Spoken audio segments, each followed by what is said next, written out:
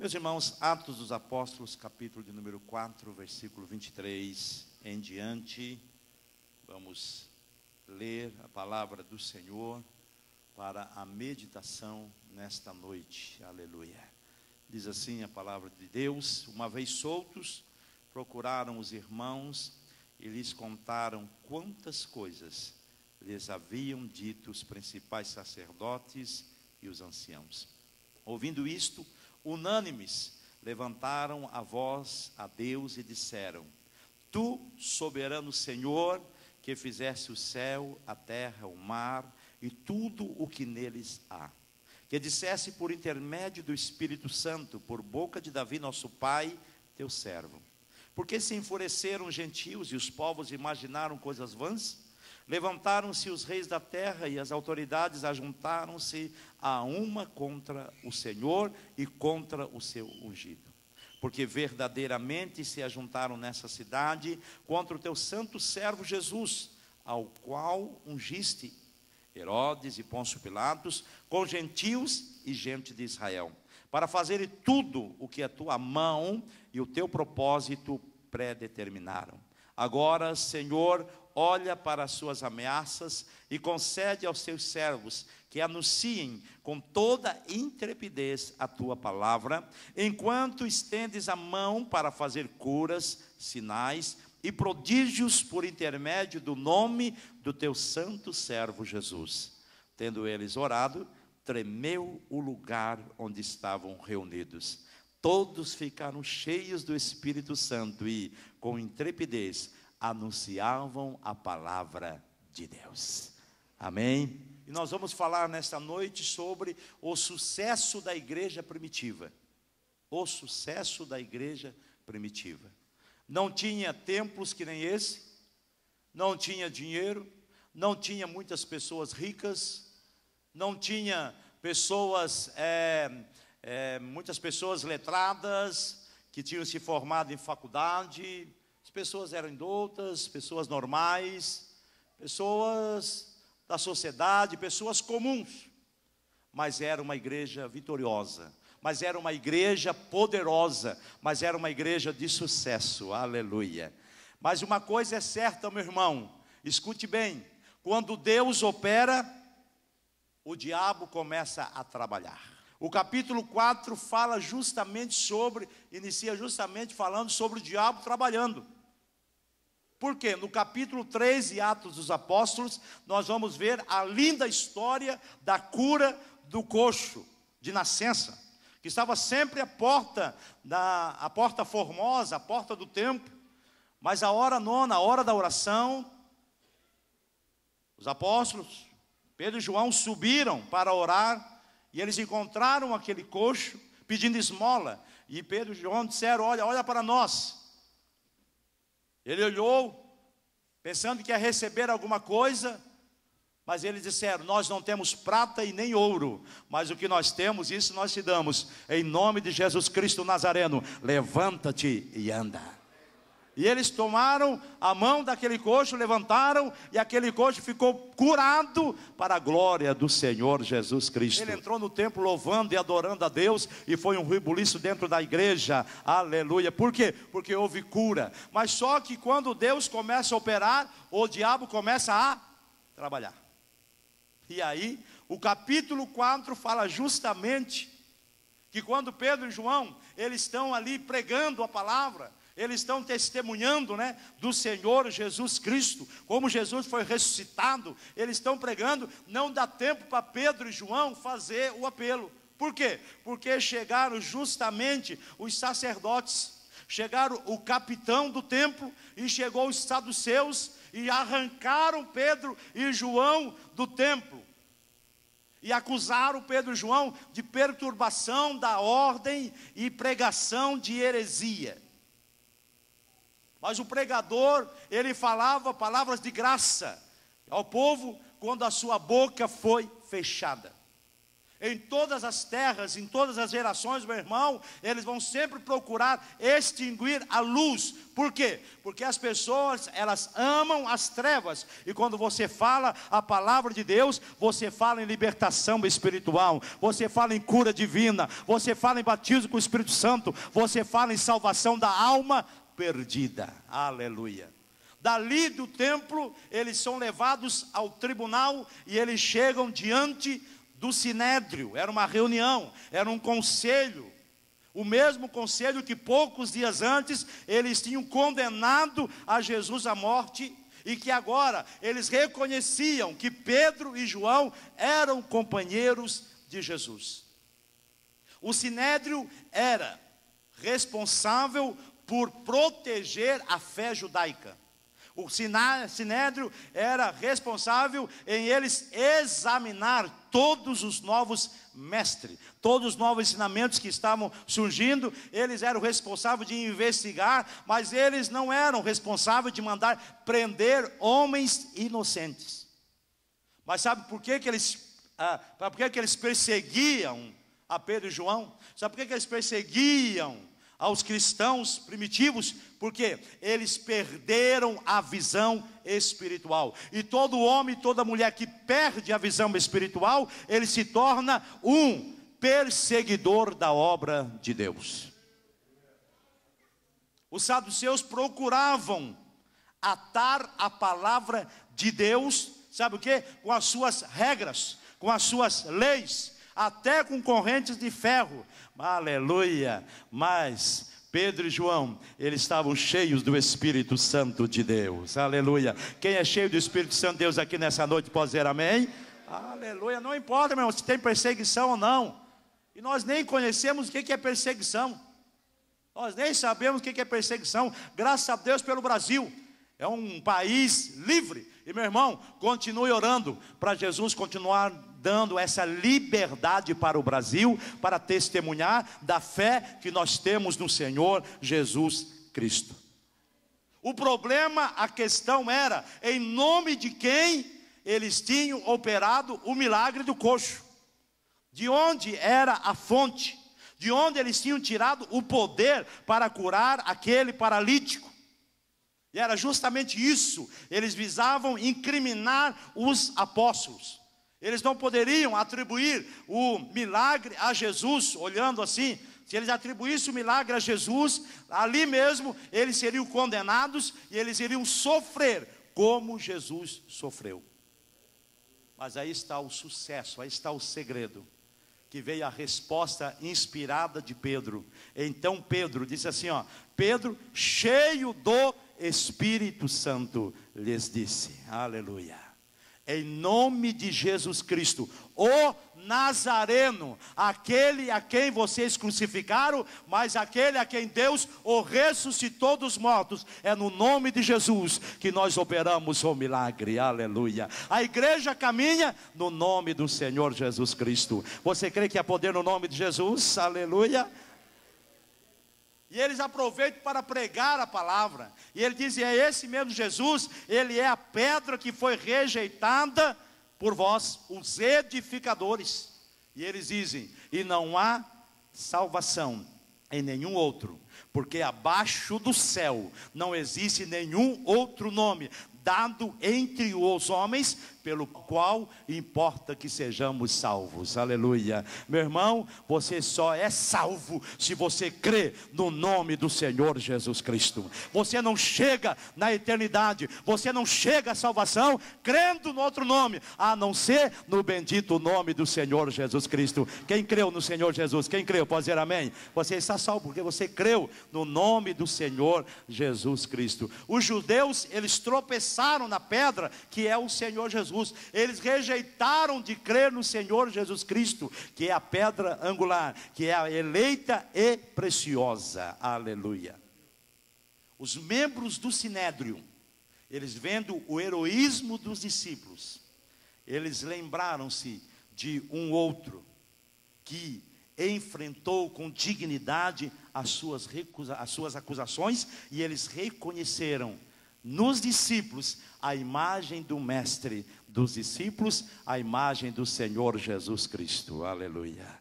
Meu irmão, quando eles olham para nós, quando eles olham para você, será que nós estamos refletindo a imagem do Senhor Jesus Cristo? Aleluia. O mundo precisa ver em nós a imagem do Senhor Jesus Cristo. E eles estão ali incriminando, estão ali analisando a situação, e eles disseram: olha, está complicado esse negócio aí. Por quê? O coxo está aí, está andando, tem 40 anos. Nós conhecíamos esse homem, ele nunca andou na vida.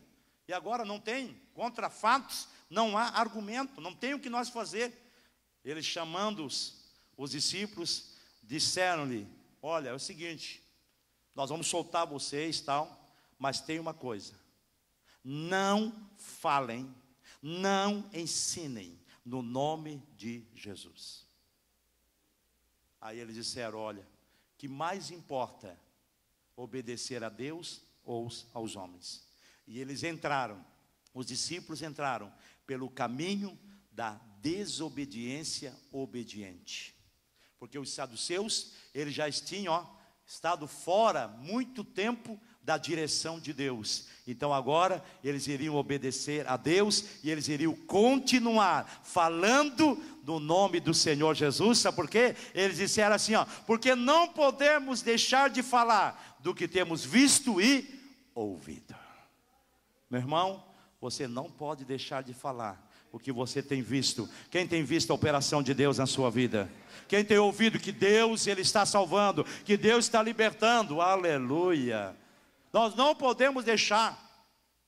Eu falei hoje para os novos convertidos: vocês não podem deixar de testemunhar.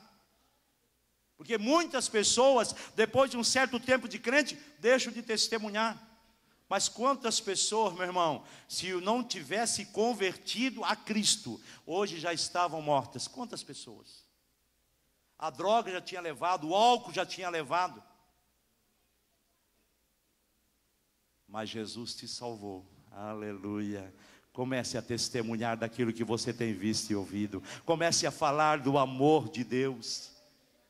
A ideia dos saduceus, a ideia do sinédrio, era deixar que o movimento, que era a igreja que estava nascendo, era deixar que o movimento tivesse uma morte natural. Se eles não falar mais no nome de Jesus, acaba. Se eles não testemunhar mais no nome de Jesus, acaba. Não vai ter mais milagre, não vai ter mais conversão. Essa sentença, quem deu foi o inimigo. Sabe por quê? O inimigo teme uma igreja que passa a testemunhar das maravilhas do Senhor Jesus Cristo. Não podemos parar de ser testemunhas do Senhor Jesus. Satanás, ele tem procurado calar o povo de Deus desde um princípio. Infelizmente, no caso de muitas pessoas, ele é bem sucedido e transforma muitas pessoas que aceitaram a Jesus em testemunhas silenciosas dentro da casa de Deus. Meu irmão, minha irmã, diga para você mesmo: eu não quero ser uma testemunha silenciosa, eu quero ser uma testemunha do Senhor Jesus Cristo. Aleluia. A igreja não pode parar de testemunhar. Você não pode parar de falar o que você era, o que Jesus fez e o que você é agora. Aleluia. Mudou a tua vida? Mudou. Então, mudou para melhor, não foi? Mudou para melhor. Comece a testemunhar. Aleluia. O que é testemunhar? É aquele impulso, meu irmão, lá no íntimo, que faz com que você não fique em silêncio, mas que você quer falar. É algo que te convence, é algo que vai convencer, é uma convicção interior. E você não pode deixar de falar. Mas há apenas duas razões porque há crentes que não testificam. Ou porque não entendem o evangelho corretamente. Se você não testifica, primeiro, é porque você ainda não entendeu o evangelho corretamente, ou porque o poder do evangelho não te inspirou para você ser uma testemunha. Mas nessa noite há poder espiritual aqui, aleluia. Há poder de Deus neste lugar, há poder de Deus nessa igreja, para você se tornar uma testemunha do Senhor Jesus Cristo. Jesus disse: ide por todo mundo e pregai o meu evangelho a toda a criatura. Meu irmão, essas são instruções para a batalha. A contribuição, a participação na obra missionária da igreja não é se você está inclinado ou não, é um dever da igreja, aleluia, de ir e anunciar o evangelho. Sabe por quê? A sobrevivência da igreja, ela depende de nós, de eu e você, obedecer o mandamento: ide por todo mundo e pregai o evangelho. A igreja só continua viva, a igreja só continua viva, ativa, se ela prega o evangelho para o não crente, se ela testemunha para o não crente. E essa é a nossa missão, meu irmão, nessa idade, é pregar para as pessoas que ainda não conhecem a Jesus. Quantas pessoas conhecem alguém que não é crente? Levante a mão. Você conhece alguém que não é crente? Pois é essa pessoa que você vai falar de Jesus. Você pode dizer amém nessa noite? Aleluia. Diz a palavra. Então eles ouvindo, vendo a ousadia de Pedro e João. Eles foram ousados, meu irmão. Eles foram ousados, Pedro e João, sabendo que poderiam ir para a morte, mas eles foram ousados. O conselho, o sinédrio, não queria que eles testemunhassem, que eles propagassem, mas foi exatamente o contrário. Dos 120 pessoas que estavam lá no cenáculo no dia de Pentecoste, passou para 3.000 no dia do Pentecoste com a pregação de Pedro, e agora, diz a palavra de Deus, mais de 5.000 pessoas já tinham se decidido em servir ao Senhor Jesus Cristo, porque a igreja não se calou. Se somos 700 membros na igreja Assembleia de Deus hoje em Uruçanga, nós podemos chegar a 1.400, quantos podem dizer amém? Nós podemos chegar a 2.800, quantos podem dizer amém? Nós podemos aumentar, meu irmão, se eu e você formos testemunhas do Senhor Jesus Cristo. Mas por que acontecia isso? Porque a igreja orava, meu irmão. O poder da igreja que ora. Todos, se nós formos vendo o capítulo 1, capítulo 2, capítulo 3, capítulo 4, capítulo 5, 6, fala sobre a oração da igreja. No primeiro capítulo de Atos, capítulo 1, versículo 14, diz: todos esses perseveravam unânimes em oração. Unânimes em oração. Lá em Atos 2, versículo 1 diz: ao cumprir o dia de Pentecoste, estavam todos reunidos no mesmo lugar, e todos ficaram cheios do Espírito Santo. Em Atos capítulo 3, versículo 1 diz: Pedro e João subiam ao templo para a oração, a hora nona. E no capítulo 4, versículo 24, nos diz: ouvindo isto, ouvindo o quê? O testemunho de Pedro e João, que foram soltos agora. Ouvindo isto, unânimes, levantaram a voz a Deus e disseram. Eles começaram a orar. Quando estavam soltos, eles foram para a oração. Meu irmão. Quando estavam soltos, livres, onde é que nós vamos? Vamos para casa. Onde é que nós vamos? Passear. Onde é que nós vamos? Vamos para a oração, aleluia. O que você está fazendo no teu tempo livre? O que você está fazendo quando você está solto? Você está orando, aleluia, pois a igreja primitiva, ela orava. A oração é o recurso mais poderoso da igreja quando ela é ameaçada pelo mundo. Todos oravam juntos, meus irmãos, olha só. Todos oravam juntos, unânimes, levantaram a voz a Deus. E um deles, talvez Pedro, dirigiu uma oração especial. E é sobre essa oração que nós vamos falar em rápido momento. Nós vamos falar sobre esta oração. Porque esta oração, em primeiro lugar, foi uma oração nascida no desejo de dar testemunho e de servir ao Senhor. A igreja se reunia para orar a fim de derrotar o inimigo. A igreja se reunia para orar a fim de derrotar o inimigo. Quantas orações de batalha nós temos feito? Quantas orações de batalha você tem feito? Se às vezes não é oração de pedir a bênção, de tal. A igreja, ela está numa guerra. Nós precisamos orar como se fosse algo urgente, algo de perigo. Por quê? Porque muitas pessoas estão morrendo sem Jesus, e Satanás está fazendo a festa, meu irmão. E eu e você, como igreja, nós temos que tomar uma atitude de orar para que Jesus venha libertar as pessoas. Aleluia. Orar com o desejo que o Senhor Jesus, Ele seja glorificado neste lugar. Segundo, foi uma oração, uma reunião de oração harmoniosa, unânimes. Unânime quer dizer todos ao mesmo tempo, no mesmo propósito, levantaram a voz a Deus. O povo se reuniu com uma mente e um coração. E sabe o que aconteceu? Deus se agradou disso e Ele respondeu às orações. As divisões dentro da igreja representam um obstáculo para a oração. As divisões dentro da igreja representam um obstáculo para a oração e privam a igreja do seu poder espiritual. Meu irmão, não aceite dissensões dentro da igreja, não aceite divisão dentro da igreja, porque as nossas orações, elas serão atendidas. Você pode dizer amém? Aleluia! Não podemos aceitar, porque nós queremos que as nossas orações cheguem ao trono da glória e nós venhamos receber a resposta de Deus. Deus tem resposta, mas tem resposta quando eu e você levantamos unânimes e oramos a Deus, pedindo: Senhor, salva almas nessa cidade, Senhor, liberta vidas, Senhor, cura, Senhor, transforma, faz a tua obra neste lugar. Aleluia. Deus tem obra para fazer, mas Deus tem obra numa igreja, aleluia, unida, unânime, orando ao Senhor Jesus Cristo.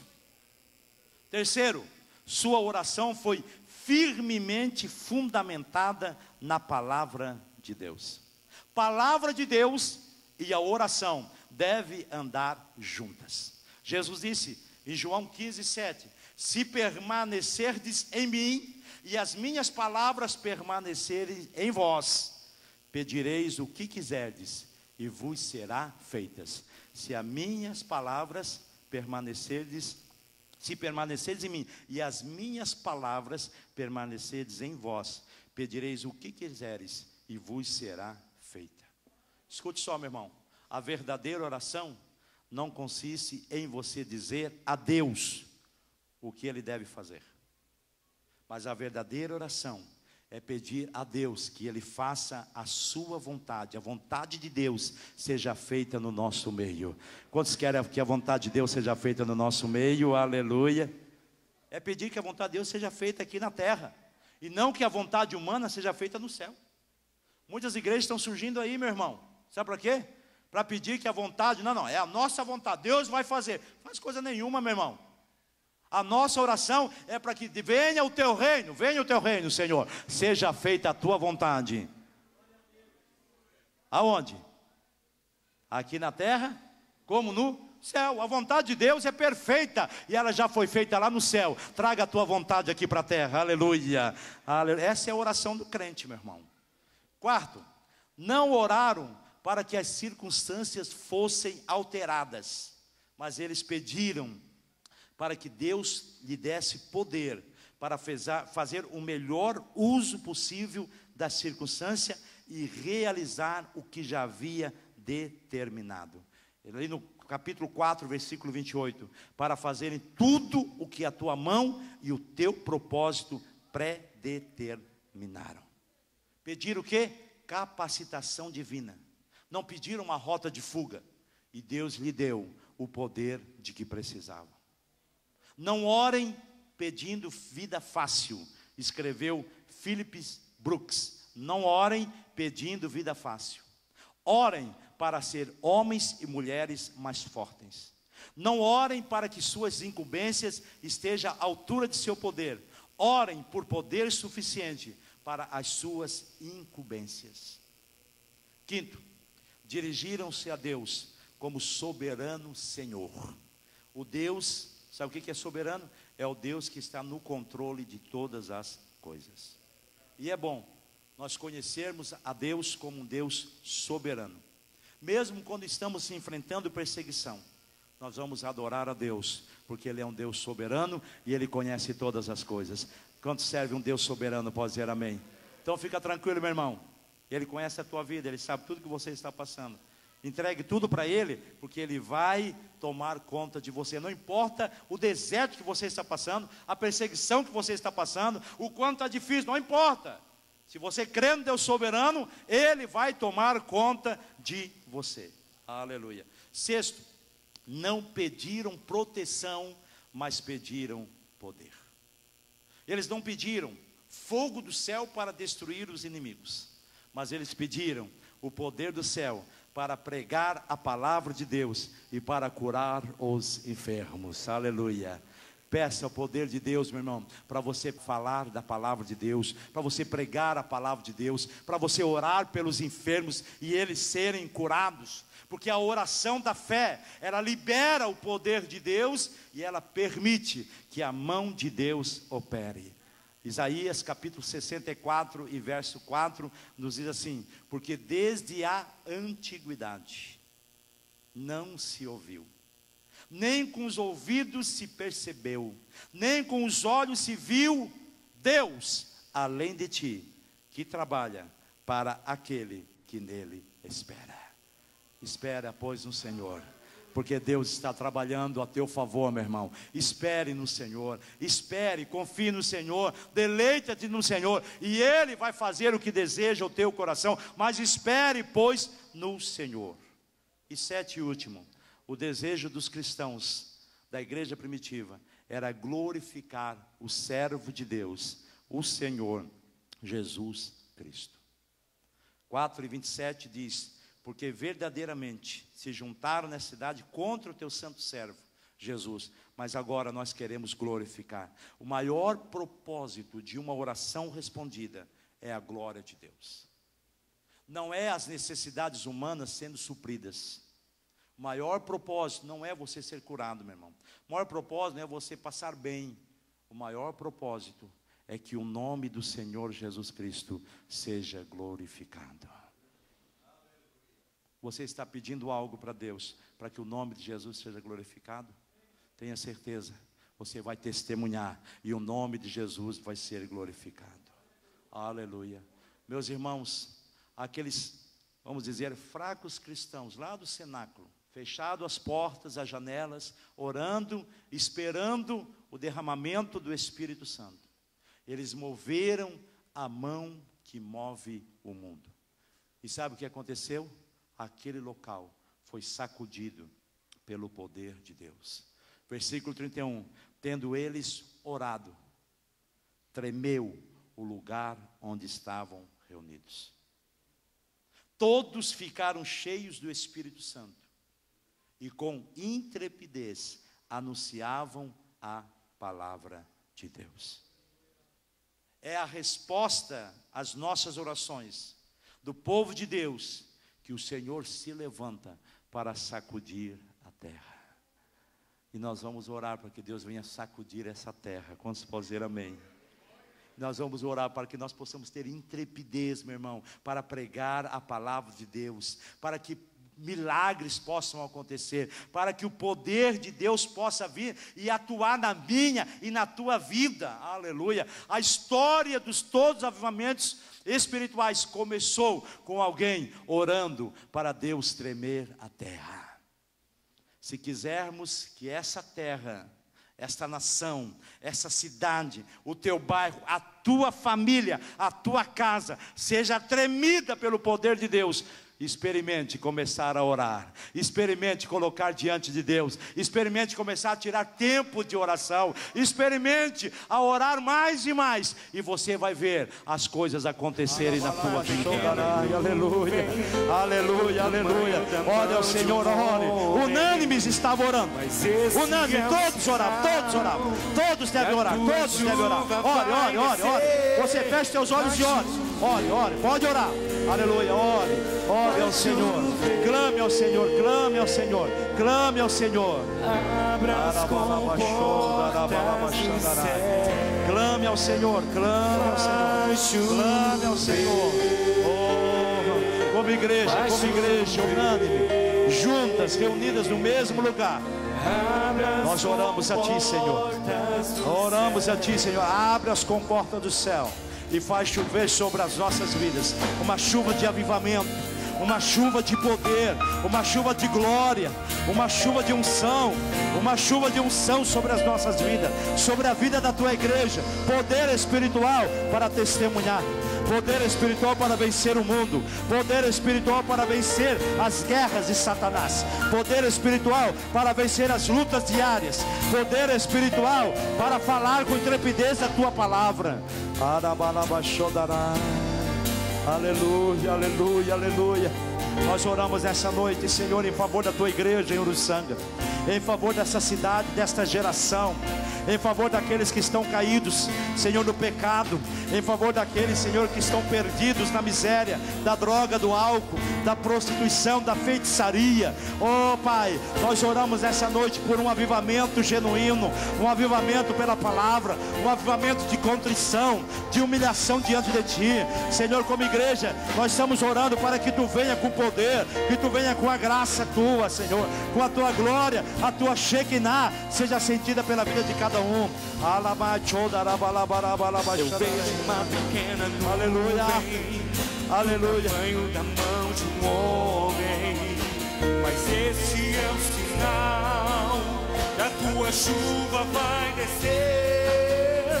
Eu vejo uma pequena nuvem, aleluia, do tamanho da mão de um homem, mas esse é o sinal que a Tua chuva vai você descer. pode dizer: vai chover, chuva de bênção, chuva de unção, chuva de glória neste lugar.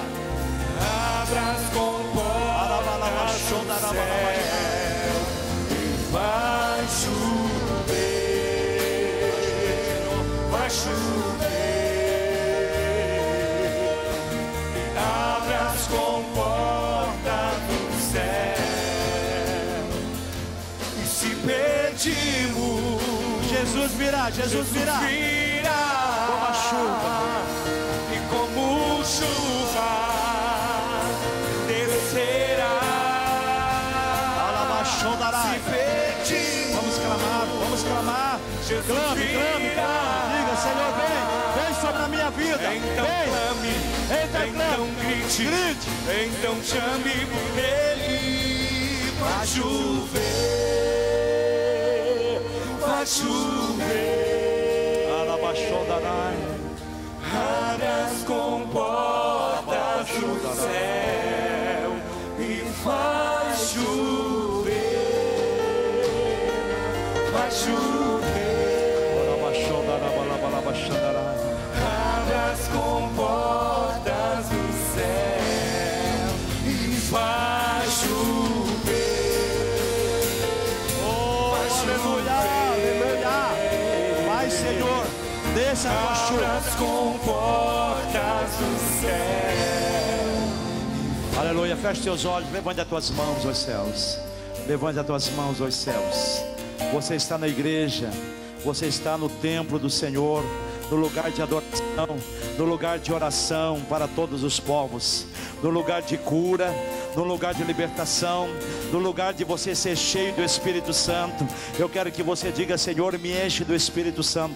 Se você não é batizado com o Espírito Santo, diga: Senhor, batiza-me com o Espírito Santo. Me batiza com o Espírito Santo. Me batiza com o Espírito Santo. Se você é batizado, comece a falar em outras línguas. Comece a falar em outras línguas. Ore em outras línguas, meu irmão. Ore em outras línguas. Aleluia. Poder espiritual aqui nessa noite. Há poder de Deus aqui nessa noite. Há poder de Deus para transformar. Há poder de Deus para curar. Há poder de Deus para encher. Há poder de Deus para ser, aleluia, uma nova criatura. Há poder de Deus para a salvação. Há poder de Deus aqui nesta noite. Ele quer te encher. Diga: Senhor, eu quero ser cheio. Diga: eu quero ser cheio. Eu quero, Senhor, ser cheio do Teu Espírito Santo. Eu quero falar em outras línguas. Eu quero, Senhor, ser batizado com o Espírito Santo. Eu quero ser tocado pelo Teu Espírito Santo. Creia, porque o Senhor quer fazer a obra. Creia, porque o Senhor quer tocar na tua vida, meu irmão, minha irmã. O Senhor quer tocar em você. Toda divisão eu repreendo em nome do Senhor Jesus. Toda dissensão na vida da igreja eu repreendo em nome de Jesus. Satanás, tu não tem poder sobre essa igreja que fala do nome de Jesus, que vive o nome de Jesus. Há poder no nome de Jesus, há poder no nome de Jesus para tirar todo espírito maligno, todo espírito mau, todo espírito de divisão. Há poder no nome de Jesus. Eu repreendo em nome de Jesus. Venha sobre nós, venha sobre nós o teu favor, venha sobre nós o teu favor, venha sobre nós a tua unção. Venha sobre a vida da tua igreja o teu poder espiritual, em nome de Jesus.